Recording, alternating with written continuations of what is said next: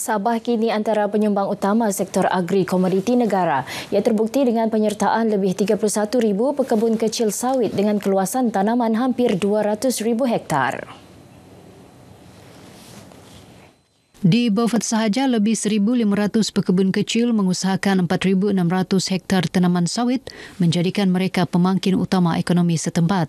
Menteri Perladangan dan Komoditi Datuk Seri Johari Abdul Ghani berkata kerajaan memberi tumpuan kepada usaha penanaman semula sawit tua melebihi 25 tahun dengan benih berkualiti tinggi bagi meningkatkan hasil dan produktiviti.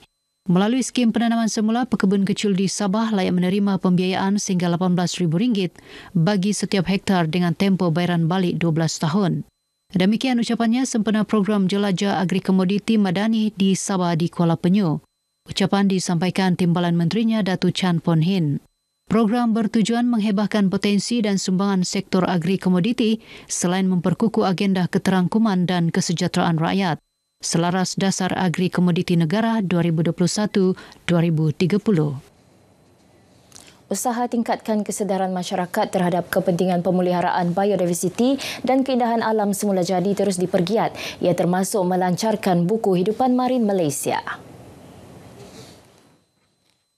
Pelancaran disempurnakan Timbalan Menteri Perladangan dan Komoditi Datu Chan Pon Hin semasa Karnival Alam Kita peringkat negeri di Membakut. Buku ini memberi gambaran menyeluruh tentang kepelbagaian 164 spesies haiwan marin di perairan negara. Ia turut dilengkapi kod QR bagi membolehkan pembaca mendapat maklumat lanjut menerusi pangkalan data Malaysia Biodiversity Information System yang boleh diakses secara percuma. Pengerusi Majlis Pimpinan Keadilan Sabah Datuk Mustafa Sakmud mencadangkan penubuhan tabung khas bagi menyalurkan dana 40% hak hasil negeri. Langkah itu penting bagi memastikan dana tersebut dibelanjakan secara berhemah dan benar-benar sampai kepada rakyat. Bagaimana kita membelanjakannya, itu yang paling penting. Jadi kita tidak mahu nanti dapat duit besar, lepas itu dibelanjakan dengan tidak berhemah dan tidak sampai kepada rakyat. Itu yang saya cadangkan supaya ada nanti tabung khas untuk dana ini, dan ini perlu digunakan secara spesifik. Pertamanya pendidikan, keduanya infrastruktur asas kita. Beliau ditemui pemberita dalam program Jelajah Harapan Orang Sabah di Sandakan.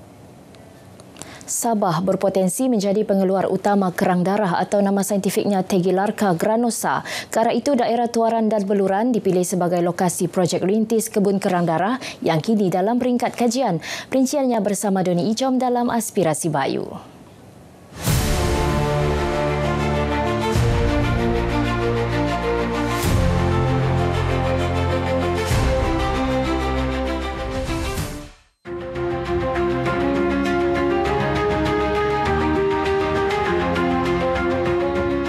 Pembangunan sumber kerang Sabah ini akan menggunakan beberapa teknologi yang telah dibangunkan oleh Jabatan Perikanan Malaysia. Antara teknologi tersebut, teknologi pembenihan aruhan kerang besar-besaran di lapangan, teknologi kejituan ladang kerang dan model pengurusan ladang kerang. Sejumlah 4.5 juta ringgit diperuntukkan untuk projek rintis ini yang dijayakan bersama oleh pihak berkuasa pembangunan ekonomi dan pelaburan Sabah Sedia dan Jabatan Perikanan Malaysia. Projek dibahagi kepada dua fasa, iaitu kajian pemetaan potensi lot-lot kebun kerang darah dan fasa pengurusan, pemindahan teknologi serta input kepada peserta projek. Model ini adalah sebahagian dari teknologi pembenihan aruhan kerang yang telah kita bangunkan di lapangan lah. So teknologi ini telah kita jalankan replikasi di beberapa lokasi lah di Semenanjung dan sekarang kita bawa ke Sabah.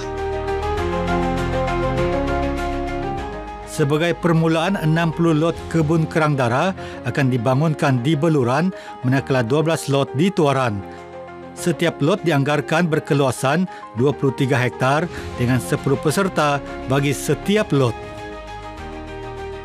Kita akan latih mereka bagaimana untuk menguruskan ladang, bagaimana untuk menguruskan kewangan dan sebagainya. So ladang-ladang kerang ni dia ibarat satu longgokan emas hitam yang terbuka. Kalau katakan tidak dijaga siang malam, orang akan ambil. Seramai 750 peserta terdiri ketua isi rumah KIR kurang berkemampuan akan terlibat dalam projek ini. Anggaran pendapatan bulanan peserta projek kebun kerang darah ini adalah dianggarkan sebanyak 4,800 sehingga 6,500 ringgit. Anggaran pendapatan peserta ini boleh dicapai sekiranya mereka menguruskan ladang ternakan kerang darah secara optimum dan teratur.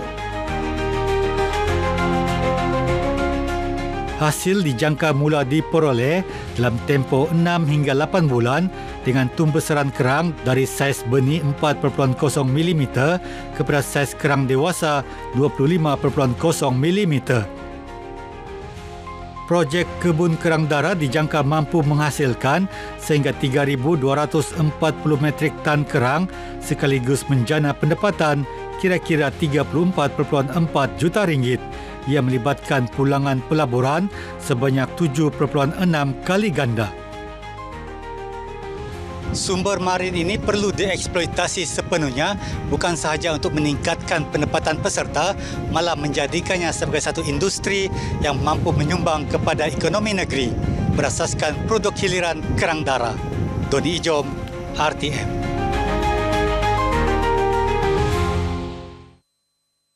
Warga emas berusia 102 tahun antara 120 peserta yang diraih dalam program Warga Emas Diraih Kasih diberi. Program itu bagi menghargai jasa serta sumbangan warga emas terhadap masyarakat dan agama. Majlis disempurnakan Pengarah Hins Datuk Jumain Abdul Ghani. Ketika menyampaikan amanat, Datuk Jumain meminta masyarakat agar sentiasa menghargai golongan warga emas selain mencontohi ketabahan dan pengorbanan mereka dalam membentuk keluarga dan komuniti yang harmoni.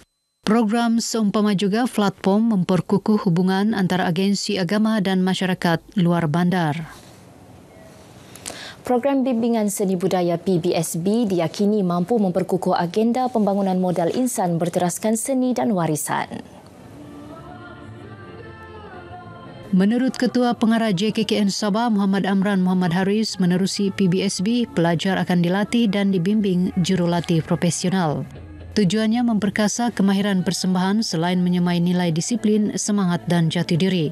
Ia dilaksana berterusan setiap tahun demi memastikan generasi muda menghayati seni warisan bangsa sekaligus mengasah bakat sedia ada. Beliau berucap merasmikan apresiasi PBSB di Kota Kinabalu. Ucapan disampaikan Pengarah Bahagian Bimbingan Seni Budaya JKKN Nurwati Abdul Wahab. 198 pelajar sekolah dan Persatuan Kebudayaan mempersembahkan seni tarian, silat dan teater dalam majlis ini. Usaha membina masyarakat sihat dan sejahtera terus diperkasa melalui penganjuran Sukan Komuniti Pribumi Peringkat Negeri Sabah 2025 di Kampung Kapakaan Sook. Program anjuran Jabatan Belia dan Sukan Persekutuan ini dirasmikan Ahli Parlimen Pensiangan Datuk Seri Arthur Joseph Kurup. Melalui program seperti ini, yang pertama, dia mengeratkan hubungan silaturahim, khususnya di antara kalangan masyarakat.